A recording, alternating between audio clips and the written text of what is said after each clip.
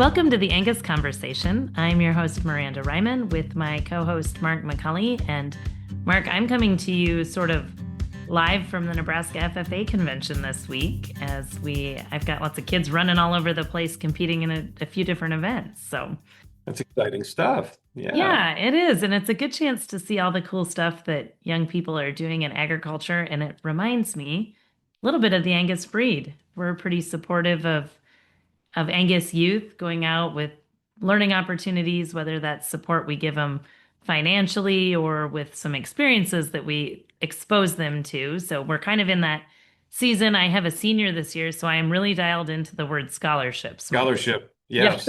Yes. With Yeah. 7 kids to get through college, that's like a big word in our house right now. So thinking through the Angus Foundation and the scholarships that are offered through them, it's prime time that we talk about them.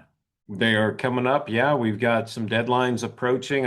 The deadlines vary a little bit, but I know a lot of them are May 1. We've got I always would direct somebody out if they're interested out to our website and go to the Angus Foundation section of angus.org. And there's the National Junior Angus Association scholarships, which are a bunch. We've got the Commercial Cattleman Scholarship, which is maybe a little bit of an unknown scholarship that's out there. It's something that I know as we continue to be able to support those kids that maybe aren't as active, don't have the opportunity to be as active in the junior association, maybe in the show ring and some of those things, but are planning to come back into the cattle business. So being able to support some of those kids with some scholarships. We have some Vote Tech scholarships, and there's actually a page that has just some other external scholarships and things that are out there, maybe by individual states. And so it's a nice all-in-one place that young folks that are pursuing their academic careers in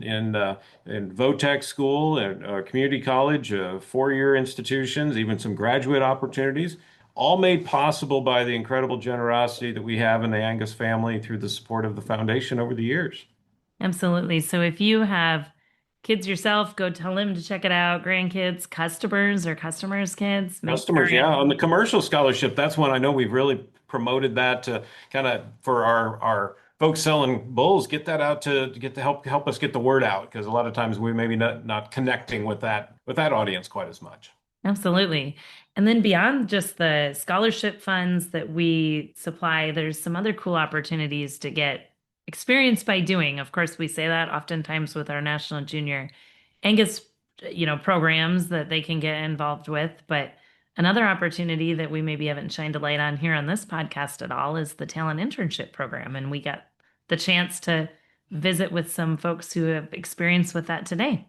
Yeah, both host and student. And a handful of weeks ago, I had the opportunity to be a part of a symposium at the Midwest Animal Science meetings. It was talking about developing young people for the future careers in agriculture and specifically beef cattle production. And it was really fun to go talk about the Talon Internship Program. That was kind of one of the things I showcased that talked a lot about what other breed associations are doing as well. But I really think the Talon Internship is very unique, and it started back in 2009 with a incredibly generous gift by Cam Cooper and established what we know today as a program that really has a vision for finding young people in particular that really want to get some hands-on experience on farms and ranches. And again, we got some guests today that got to kind of help us kind of live through what the summer that they experienced.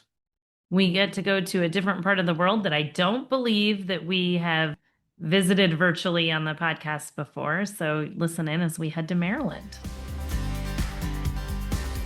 Today on the podcast, we have some special guests who got to know each other really well last summer as participants in the Talent Internship Program, both a host operation and a young mind that was learning from them. So we have Heath McPherson, who's program manager at Wye Angus, along with Megan Stibbe, who's a program specialist there, along with the intern that they hosted at Wye with Molly Lusk. So thanks for joining us today on the podcast. Thanks for having us. Thank you. So I guess maybe we'll start on the hosting side of it, just to get a little bit of your guys' backstory. I don't know if I should start. I guess, Megan, I'm going to start with you because this whole thing probably started with you. How did Oh, you give me first a little bit of who is Megan and what do you do there on the farm, and then we'll kind of go from there. okay. So I started with the University of Maryland in 2022. I actually started out as a program assistant over at the Houghton Lab, one of our other offices here on what I would call our campus of Y Research here in Queenstown. And I accepted this position in September of 2024. So I'm still relatively new here. My background is I grew up on a Guernsey and Jersey dairy farm here in Queen Anne's County, where Wye Angus is located. And I was very involved in 4-H and FFA. And then I went to college and got my agribusiness degree from Delaware Valley College. It's now Delaware Valley University in Doylestown, Pennsylvania.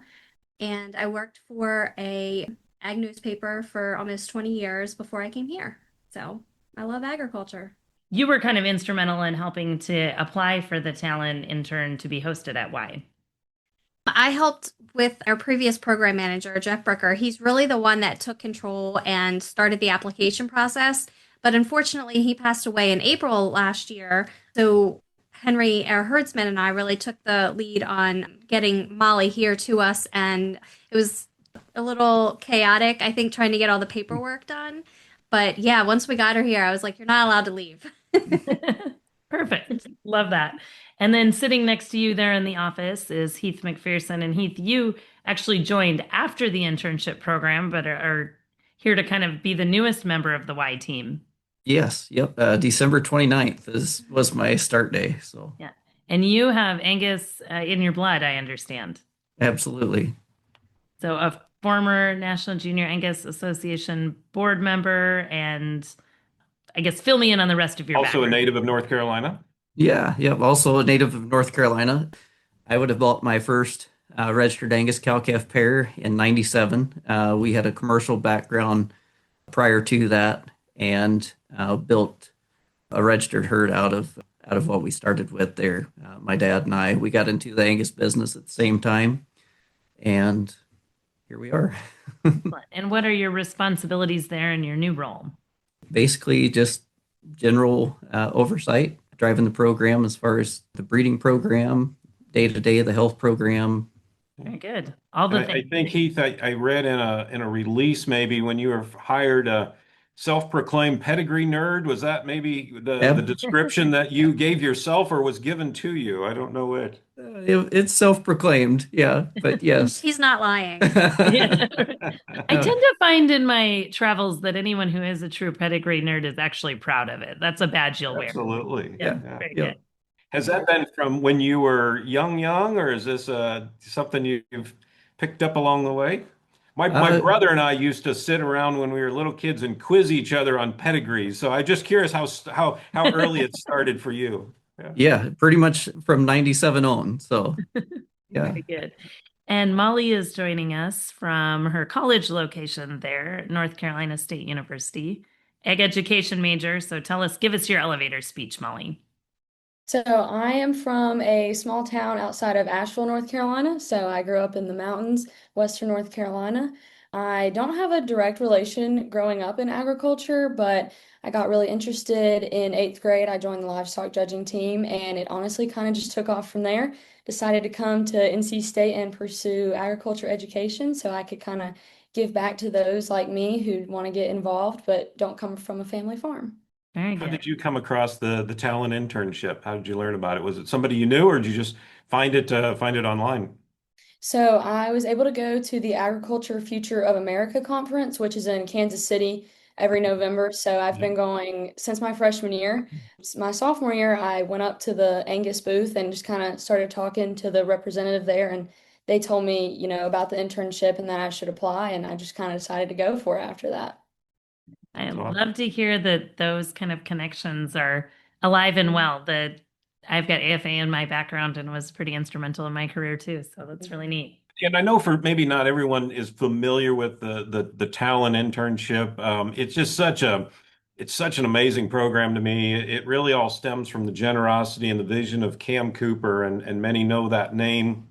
Years ago, Cam really had a vision to find young people interested in learning about really all parts of running a ranch and running a farm, and she made an incredibly generous donation to the Angus Foundation to establish this internship program. And I think it's just such a unique opportunity to position, internships are not necessarily a new thing, but to really have this organized and structured system that supports both the employer. These are paid internships, and we've just been so blessed to have her generosity support this opportunity. And so today we've got internships in place, really across the country. I would say kind of coast to coast, border to border kind of thing, and being able to match, Molly, your desires to learn more about what goes on and get some really real world experience, and to team that up with a farm, and especially I think something very unique in that why you guys are kind of built for research and built for teaching and things. So I think what an amazing opportunity to come together. I was just thinking that it was pretty cool that you're an ag education major and then you get to go see a teaching herd and probably got to experience maybe some things that you wouldn't have gotten to if you were out in the sandhills of Nebraska, say in my part of the world. So Yeah, there was some cool opportunities. We got to like go to the extension part of like what Wye Angus is involved in. Got to see that a few times. So that was cool for me, kind of related to my background. Yeah.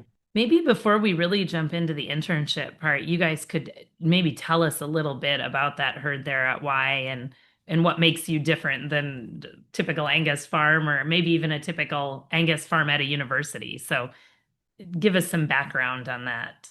Sure thing. So the herd more or less started in with the purchase of 10 registered Angus heifers in 1938. They were all half sisters.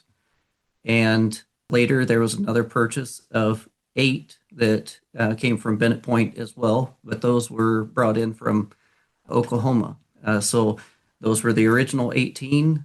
We have 11 existing cow families today stemming from those 18 females. Throughout the mid 50s, we got into Scottish importation, got into importing bulls out of the British Isles. Prior to that, they had ran straight Scottish bred, basically straight Scottish bred sires that had been brought into the United States and then actively imported from there. Mid 60s, we closed the herd to outside genetics, and from there we've been a closed herd.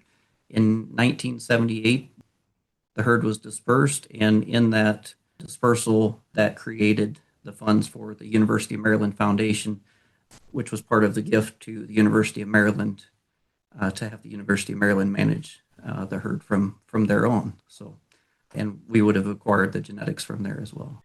I know many would know the Wye program and know the again because there's such unique genetics, and you really preserve those genetics being a closed herd over time.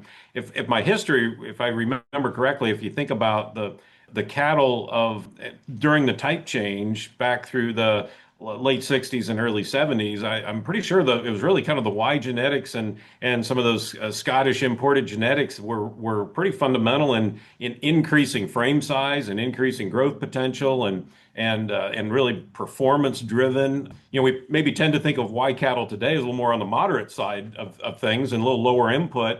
But through the late 60s, early 70s, I think you were really type changers, and those genetics were so important of kind of moving us away from the belt buckle cattle to maybe more of the cattle we know today. Absolutely. The original herd manager here, Jim Lingle, came from a Guernsey background as well, a dairy background, and he really did believe in selecting some cattle with some more scale, some more size to them. He thought that would be more commercially viable at a time when that probably wasn't a popular idea. So, 30 years of breeding to become a overnight success in the type change. Yeah. So, yeah. And you still run a bull test there, is that correct? that's right. Yep. Okay. And you guys are getting ready for a bull or a production sale. Yes. Yep. April 4th.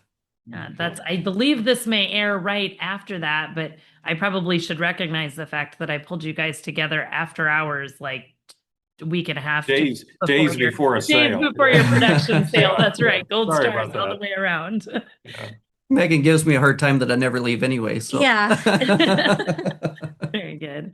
Well, that probably also helps illustrate a little bit where you fell into the production calendar there, Molly, and how that internship, I mean, you would have come in beginning of June, late May. I guess kind of I walk us through came your in, internship a little bit. it was probably mid-May, I want to say, is when I started. And we, at the time, I remember my first day, we were really looking to see like what was in heat, what was being bred. We would go out every morning and kind of check the groups and just kind of see what was going on. And then there were some young calves, just like based off the breeding season and everything. But most of the summer was the beginning was just checking, see what was in heat. And then there were some steers that they were kind of growing at the same time too. Very good. And Megan, I guess at the start of that internship, what did you guys do to prepare to say, hey, this list of tasks that we're going to have for Molly, or let's get her here and see what she's comfortable with? Kind of how did you Yeah, prepare to host? I think at the beginning, well, with me being new, Molly and Megan, the other gal that we had hired, this was they were my first intern, so I feel like they really set the bar high, but I also like am very impartial to them. I just adored them so much. They were such hard workers and it was so hot last summer. But yeah, I think the girls would come in at 6 with the guys and they would just get their day started. I think they probably had a little meeting every morning, I think maybe around the kitchen table or We had some coffee meetings in the yeah. morning. Yeah, we would just sit and chat over a cup of coffee, but Yeah, and kind of talk about what the day is going to look like and kind of divvy out tasks that way. And the guys that work here, they're just so wonderful too. I mean, they just kind of know what needs to be done. I feel like there's probably not a lot of instruction that needs to be given because I know that everybody here has been here for years. So it's that time of the year. This is what we need to do kind of thing. Do you have some research projects going on given it is a university owned, are there some research projects going on through the summer? We are doing a research project with Dr. Shao where we are taking blood on neonates. That's immunology study there. And with that, we're going to take a quick timeout for this word from Angus Media. Are you ready to level up your herd's genetics? With the Angus Bull Book Spring 2026 Angus Sire Directory, you can find your next great sire. The spring issue went live in March, but you're able to view the book online all breeding season. Live EPDs will help you pair the right bull with your breeding objectives. Search for the Angus Bull Book Spring 2026 Angus Sire Directory on the Salebook search page on angus.org. I know in the past you've done some maybe grain finish, some grass finished, forage-based finishing type thing. So I was curious Yes.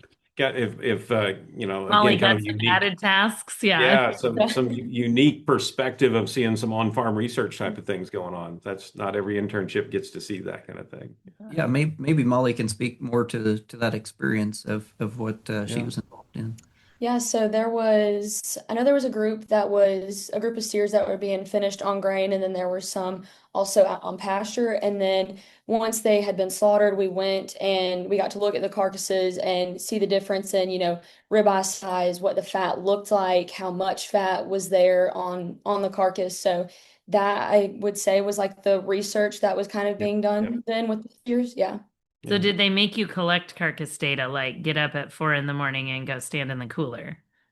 Well, I did actually do that. Yes, I guess it was in, yeah, Baltimore. So we got up, it was like literally 4 a.m. and we rode over there really early and stood in the freezing cold and looked at everything. But it was really cool. Yeah, that's not hazing. It's just part of the job, I guess. Just But carcass Yeah. data kind of sounds collection. like I it. had the option to go and I chose to go. So Good Yeah. for you. Good for yeah. you. Very Yeah. good. And did you go with Rachel Slattery, the beef extension specialist? hmm Okay. Yes. Yeah, it was great. Rachel really took her time and went through each of the animals that we had hanging and kind of showed the difference in quality and what she was looking at to grade them. So I think, our interns really enjoyed that and got to hopefully learn a little bit from that part. hmm Did you guys look at carcasses at Rosetta's as well, or just the Y carcasses? We did look at some of the Rosetta just to Mhm. compare. Yeah, we did a little comparison just between the two. Mhm. Very fun. So talk maybe about some of your favorite tasks that you got to complete as an intern. What were the things that you thought, man, I'm sure glad I said yes to this experience? Besides the 4 a.m. to go to the packing plant. Right. That's what Right. Yeah. yeah. I feel like overall, just getting to go out every day and look at the cows and just kind of, I mean, we were seeing, if groups needed to be moved based on how much forage was there. I really enjoyed that because, you're looking at them every day. You kind of I learned how to evaluate certain things, whether it was like, oh, one's limping or something like that, like something could be wrong or knowing when to move them. So I liked, that task a lot. We did that every day. So, other than that, I really liked, they kind of threw me in, but they, taught me the process of like how we make hay and all of that. So by like the first week I was raking, I was tedding hay and I got to roll my first bale there at Wye. So that was really special experience for me. Were you a tractor driver before you showed up? A little bit. I interned on a dairy farm the Okay. previous summer. So I had done a Okay. little bit, but I will say I spent many hours in a tractor, which was fine with me because I had some AC, but I spent Yeah. many hours in a tractor last summer. Say Molly's made our wall of fame with her bale. Mhm. Yeah, we took a picture of her and she's on our Yeah. refrigerator. I am kind of chuckling a little bit inside that you see that as like a favorite thing that you did, because most people that grew up on farms, like the hayfield is not the favorite part of their experience. Yeah, I could see That's that. Yeah, that's I'm sure helping it us might. look at it with new appreciation for the task, Molly. Yeah. But with air conditioned cabs, sometimes there's worse It places wasn't to too be. bad.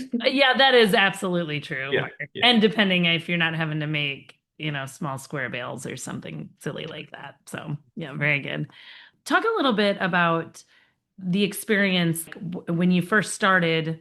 Were you paired up and kind of job shadowing someone? And then did you get to move to kind of independent tasks on your own as the summer went on, or did they just throw you to it right from the start?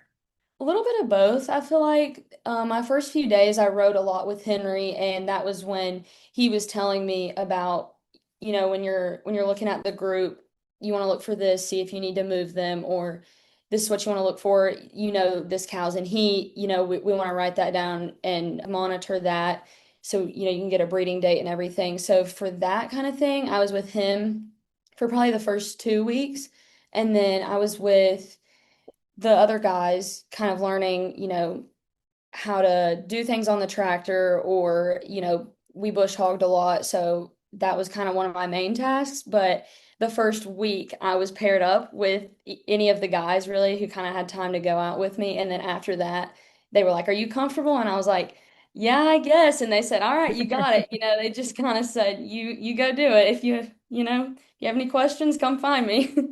I was going to say, in the past, with interns, I've heard the guy say, sometimes you can tell their comfort level and you can assign tasks based on that. But, Molly was just like eager to learn and willing to do anything. So we were like, it's fun to get out there and learn by doing. So let's just, let her on the tractor, see what she can do. Yeah. And she impressed everybody. The list just kept getting longer as the summer went on. Yes. So Megan and do you guys normally have interns? So having an intern, was this a kind of a new experience, or have you typically had interns there at the farm? No, I think they've had interns usually every summer. They've hired before from University of Maryland. We've hired outside of university. It just depends on like what the applicant pool looked like, where they were able to source interns from. I think the free housing that we have is really enticing because it would be hard to find a place to live, for just Yeah. a few months. Yeah, we've been very, very fortunate to be able to have interns during the summer, and then we have a winter internship too, which we have two girls this year working to, they'll be finished in, I think, early May. But yeah, Okay. we've been very fortunate to be able to have interns and kind of give them a very in-depth lesson on, what goes on here and maybe give them some extra skills that they didn't have before they came here. Yeah. And talk about what having an intern does, I guess, for you guys at the farm, for your dynamic, having kind of some young blood, new people on the team, that kind of thing. Well, I'm the only girl here, so I love having like other females in the office. That 'Cause will I think, definitely change it. Yes, for sure. but it's nice because day to day, the work can get really tedious. And I think that allows, when we have interns, it allows the guys to look at some of the bigger picture stuff that needs to be done. It really gave Henry some time last year to focus on, bigger projects that he was trying to work on and figure out what he needed to buy and, what needed to happen in order to get a field ready or just special projects that he wanted to look at and plan for. So. And I think that the teaching aspects as well Yep. gets you inside your own head of why do we do this? I mean, Yes. it's great from a perspective standpoint as well. Yeah.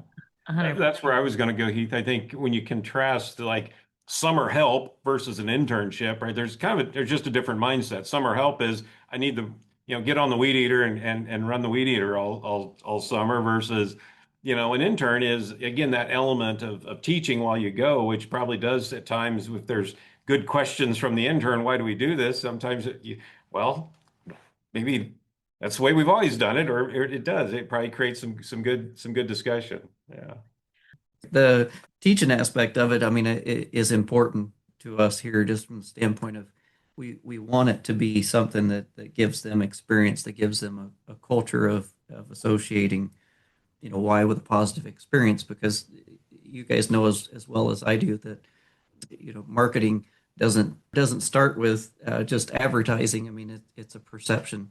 So, I mean, we're hoping to train up interns to go out and be disciples to the rest of the world of telling them the good word of why. But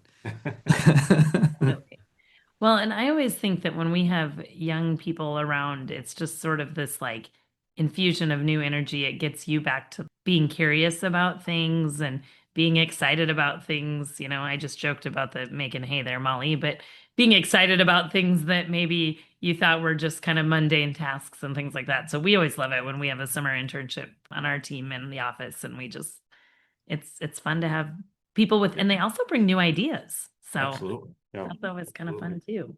So what were some of the biggest challenges over the course of the summer? It sounds like heat was one of them. Megan, you mentioned that. Yeah, I mean, on the Eastern Shore of Maryland, it can be very hot and very humid, and we're right by the Wye River, so that just adds like a whole level of like we call it being close around here. It's just the heat is like oppressive. I guess I should say the humidity is oppressive. We had some rainy days. I felt like it was kind of like, what are we gonna do? So we would clean or organize or try to do something like that. We wanted the girls to have their full hours for the week. So we kind of would just try to find some tasks. Yeah, there was a little bit of that. We had some rain this summer, so Yeah. Yeah. well, that's a good thing, right? I mean, that's not a bad thing. Molly, given that you don't come with the Angus background, did you ever have any of the, I guess, classic imposter syndrome kind of, I don't know if I can do this, or did you come into the internship like, hey, I'm equipped to handle this? I think there were definitely a few moments where I was like, this is a lot, especially talking to Henry about the pedigree and like the history and all of the genetics. I'm like, this is a totally new world to me. But I do think I had a decent skill set coming in, like as far as physically being able to do things because I worked on the dairy farm. I was able to like run machinery or things that needed to be done. I can definitely, have the ability to go out and do it. But the background and like the interest that people have and the value in genetics was totally just so new to me. Right. I know the guys were impressed with your ability to work a head shoot. Oh yeah. That's an important skill to have. Yes. Why did you decide to apply for such a production heavy, internship with egg education? You could go marketing, communications. I mean, you could go a lot of ways. Why did you think it was important to get some production experience? Well, I've always said I one day would love to start a small herd. Where I'm from, it's like an average 30, 45 head. So one day I want to, be able to do that. But I also felt like if I'm going to teach others about agriculture, I need to have that first world, firsthand experience of, I've been there and I've done that and I've seen it done. And so I feel like if you've been there and lived it, you can help other people understand it better. So I think it was important for me I felt like I'm going to go do my student teaching, and that's an experience that, I know I'm going to have, but there might not be another opportunity to go work so hands-on and so closely with the actual livestock. Did the experience make you, did it, I guess, further commit you to that career path that you had chosen, or did it make you go, well, maybe I want to go do this running cows thing? What was the impact on your career path? I feel like that's just a battle I go through every day. I'm like, what am I gonna do? I don't know. I would love to run cows for sure. That sounds amazing, but I think I also want to be in a role where I can help other people. So I don't know if being in the classroom is doing that, or I don't, who knows where I'm gonna end up, but something with livestock, hopefully. So if you are in a classroom in 10 years from now, is there a moment or a day or a story that you'll be retelling from this summer still in a decade in your classroom? She just laughed. For Yeah. perspective, she just smiled when I asked that question. So I'll start with like a funny one, I guess. I don't eat a lot of seafood. I feel like Megan's gonna know exactly what I'm talking about right now. I'm like a crab legs only. That's maybe some shrimp. And one day they were like, let's buy a bunch of what is it, steamed blue crabs? Yeah, Is what steamed we had. crabs. Yeah. So that was just completely foreign to me. And they were all so excited, I mean, so excited about lunch that day. And I came in and I just was like, oh my goodness, like this is a whole new world. I don't eat this. So, I did my best to like it, but I can say I was not a fan. But that's just a funny story that I always think about. And then another one I would say is what felt like the hottest week of the summer, we built the longest fence. It felt like it was just miles and miles. I mean, we stapled, it was 5 strands of high tensile, and we did it all by hand, and that was just definitely Was that that was the week that grueling our air work. conditioning went out in the office? Yes, it's the Okay, we same went and week. There got was ice no cream that day for AC. lunch. Yeah, we did. That right there would be in the category of challenges from the summer. Yeah. Yes. Yeah. So if And the you blue crab would be the new experiences, right? And there the you go. expanded Absolutely. horizons. Yeah. Is blue Yes. crab the ones where you got to take the hammer and Yeah. yeah, it's That's like a a lot lot Yes. of of work work to get a for little bit of lunch. meat. Yeah, That is a yeah. lot of Yeah. work for lunch. It's Give like me a Yeah. such an hamburger. it's such an Eastern, well, it's such a just a Maryland staple. If you Very see like much. crab Yeah. cakes on the menu, it usually says like Maryland style or Eastern Shore style if they really want to get down into the nitty-gritty. So, Molly not being from here, we were like, let's get some crabs so she can experience some like authentic, and she's like, I might have a crab cake, but I don't think I'm ever gonna eat like crabs again. No, crab dip, crab cakes. I mean, I'm all for it, but that's about it. That's That gonna was be funny because that's you a were lot. like, not having it. That's really good. I like that chance though to experience even, I mean, you didn't go that far from home, but kind of a different region, a different culture. And was there anything else you learned about agriculture in that region or that state where they do things different than maybe what you'd seen around home? I will say it's much flatter, obviously, which I live in Raleigh area now, so it's flatter here, but I didn't realize just like the soybean fields and how, like there's just a lot of that, and I don't, driving down the road here, I don't really see that. So that was different. And then we went to the Maryland Commodity Classic. Is that Yep, that's that's right. right? Mhm. Yeah, so learned a lot about just like the state's agriculture there and how diverse it is. I didn't realize that they had, that there was that much going on in the state. I remember one of the sessions that we sat in on was a soils class taught by Nicole Fiorellino. And you were like, she's teaching a lot of the stuff I just learned, or she's talking about a lot of the stuff I just learned in my soils classes last Yes. semester. So that was kind of funny. Yeah. That's always fun to see the classroom learning kind of out in the wild too. Like this is Mhm. actually important stuff that I've just taken a semester to learn. Yeah. Well, Maryland is a fascinating state. I mean, there is a lot of agriculture in the state of Maryland, and I think probably for many of our listeners that are in more of the Midwest or West, they probably are chuckling when you say how flat it is versus maybe some of the country they're on, right? But Yeah. but probably tend to think of Maryland. They tend to maybe think of Baltimore, or maybe tend to think of large metro areas. But there is a lot of agriculture, very rich history of agriculture in the state of Maryland. So Yeah, it is. one of the things they say about Maryland is it's like America's miniature. I mean, Yeah. we have Garrett out in Garrett and Allegheny County, we have mountains, and then we have the, Eastern Shore, we have Ocean City, so we have, right at the water. So, and a lot in between. Yeah, that's really cool. And with that, we're going to take a quick time out for this word from Angus Media. A solid herd starts with the cows. Commercial cattlemen need to know that your foundation is built on maternal traits. Tell them in the Female Foundation special section published with the September Angus Beef Bulletin, which will reach more than 137,000 readers. Get an advertisement, an article about your herd, and a social post all in one. Reserve your spot by June 1st. Call your regional manager or call us in the office at 816-383-5200 to learn more. So as you guys think about your experience and maybe others listening to this podcast that have seen the Talent Internship Program and thought, I don't know, is that for me? Maybe we'll start from the hosting standpoint. Do you have any tips, tricks, advice, anything to tell people who might want to apply to host an intern? Go for it. We really didn't have any expectations because, it was unknown for us, but we were thrilled with, the intern that you supplied us with, Molly, because you guys kind of picked, which interns go where, and we couldn't have been happier. I felt like Molly was so suited for us. Like, we got along really well. Hopefully she learned a lot. We had some fun while she was here. We do try to tailor the internship around what they are interested in. So Molly was interested in, ag education, and we did try to do some things that she, hopefully found interesting. She got to attend.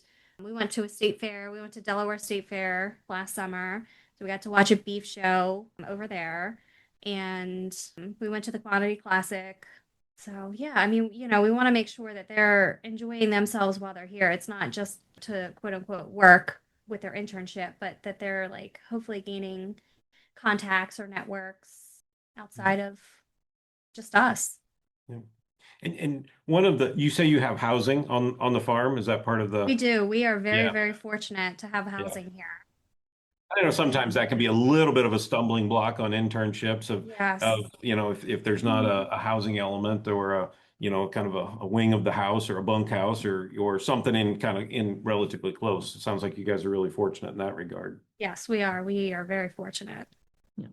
So Molly, from your standpoint, if you were going to talk to other college students who are maybe considering it, what do you got for them? Yeah, I would say going into it, I just had no expectations because there's, I want to say 3 rounds of interviews that take place before you ever find out where you're possibly going. So you have no idea. I will say I didn't know Maryland was even like an option. I thought it would be like, somewhere Nebraska or something, just something like that. So then when I found out, it was like, okay, like that's not what I was expecting, but that's really cool. Like I'm gonna, learn about somewhere I've never been, like I have no idea anything about the state. So that was really cool. And then I would also say just really like dive into it and do everything. If they ask you if you want to do something, just why not? Why not try it? They're there to teach you and help you. And I will also say that there has been way more connections made even like here back at home from Wye Angus that I had no idea about. I was talking to some people this morning back home and they raise Wye cattle and I had no idea. So you never know what connections you're going to make. So just take every opportunity. Yeah, you're pretty close to 2 pretty big hitters there at Mars Hill and Claremont. So Yep. I had no idea. yeah. So I'm sort of feeling like that this, if you get to have your cow herd someday, has this solidified your choice to run Angus cattle? Yeah. You don't have to say yes, but I'm kind of guessing. Wye cattle. Yeah, that's right. Say very specifically. Yeah, we need a fan out of you. Yeah. Yeah. I was gonna say, Molly, how good are those Wye burgers? They were so good. We had those for lunch quite a few days and they were really good. In between Better than the blue crab. Way better. Yeah. I can't say I prefer that. Yeah. No, that's awesome. So upon returning back to school then, Molly, has your opportunity this summer shaped the way you approach anything back at campus, your, classes that you've been taking or anything like that? I think there's just been a lot of what I learned there has translated even more into like what I'm learning here. So when I was at Y, there was a lot of like rotational grazing was very big, like I was talking about earlier. So then when I came back here and I take like a pasture management class, it's like, oh, I've done that, I've seen that. So that relates a lot. But also just kind of like I was there by myself, and so I feel like that it was a challenge, but it kind of like changed me and changed the way I approach things. So now I feel like I go at everything, assignments and just classes in general, with a more open mind and more like this could lead somewhere that I wasn't expecting. Sure, absolutely. I understand that you guys there at Y had inquired kind of almost immediately about how do we get another intern for the next year. So is this something that you want to continue to pursue as the opportunity is available? Absolutely. Yeah, certainly. Yeah. So I guess that kind of speaks for itself again to other Angus ranches that are maybe if you're listening to this and wondering if it's worth the paperwork and the kind of unknowns of who you might get and some of those kind of things, you guys are giving it a vote of confidence.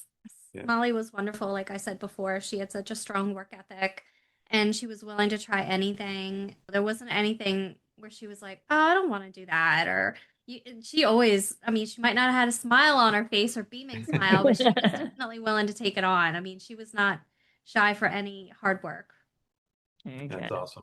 Very good. Well, I think both you guys as a host and Molly, you as an intern embody what Cam would be very proud of as she would look at what I think was her vision for making connections and given providing a great experience. And and you mentioned that interview process. I mean, I do think as the program has grown, we're always looking for host ranches and farms, and of course we're getting more as the word has gotten out on this program. We have gotten more and more applicants. So Molly, yes, there was a bit of a rigor that you had to go through, but part of that was also to make sure that there was a good match. It wasn't so much of it was making sure that the intern's interest and the host could provide that good match, right? And we have some hosts that would say, horseback we're going to spend 80% of the summer on horseback. Okay, well, there's an obvious match. Let's make sure we probably don't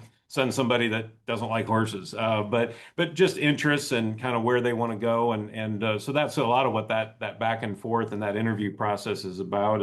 And probably why there's some paperwork on the front end with the host ranches and farms, just trying to make sure we can make that match and that fit as good as possible. And sounds like this was a good one.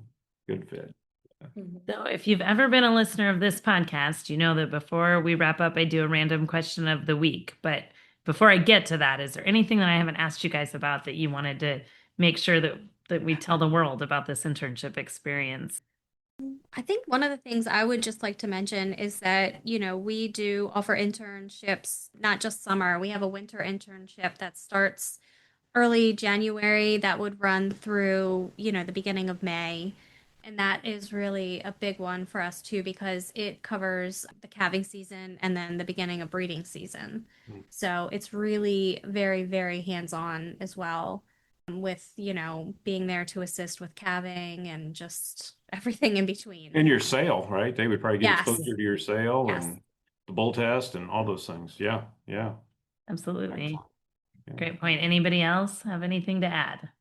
Well, I mean, we certainly want to continue to grow and develop our internship program, and we certainly want to tailor the experience to the specific intern. We've talked about the things that we could do that maybe add some value to it. We've talked about doing a North American Breeders Tour. Our winter interns will get to see Vitelli come in and do an IVF flush of several cows here. We've had interest in one guy that wants to go into nutrition. So we talked about pairing him up with a nutritionist and some of those things. I know if Henry was on here, he'd talk about, he gets excited about things, and he would talk about how he would like to give further responsibility to interns to kind of do their own little project and how that fits in, how that can grow that individual and let them develop something of their own. He was talking about letting them kind of develop a rotational grazing plan. first without kind of prompting them, and then walking through the process and kind of getting it to where it needs to be, and then letting them implement the program. So we're certainly looking at anything that we can do to add value to the internship process.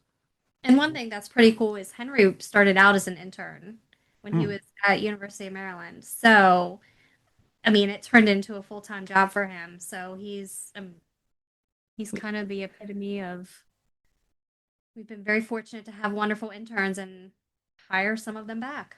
Yeah. We love that. We do the same thing here at Angus, and we're always pretty excited when we get to keep one of our really good interns. So I know I'm always sad to see him go. You know, you spend hours and hours a day with these, interns, and then they just leave one day, and you're like, oh, I know, so lonely here. Right. Although I do sort of feel like a little mother hen sometimes as I see them doing cool stuff all across the industry, and somebody becomes a kind of household name in the industry, and you can say, that was my intern. That was really cool. I have to talk about Molly, because she lived in the intern house by herself. Our other intern last summer was a local girl. So Molly started a business. I did. I silversmith now. That was kind of one of the things I started back last June, so it's kind of coming up on a year, but just taught myself how to do it one day, and yeah, it's kind of just from there. She makes beautiful jewelry. Thank you. Wow. That is like the definition of a go-getter. You're out working somewhere in the hot heat and cold coolers, and you're going to start a business. So, yeah. Yeah, you guys really hit the jackpot with her. Good for you. Good for you. Thank you. Well, to get to our random question of the week, I guess in the spirit of kind of new horizons and discovering new things, I want to know, if you could take a road trip to somewhere new, where would you be going? Whoever wants to answer first. Somewhere you haven't seen. Can I go? Sure. Yeah, you start. I've never been to Maine, and I've always wanted to take a road trip up to Maine in the New England states. So it's on my bucket list. So I hate to say this, Mark, but that's a little bit also my answer. I wanted to go on our honeymoon. We wanted to go somewhere that we had never been, and I wanted to go to the Northeast.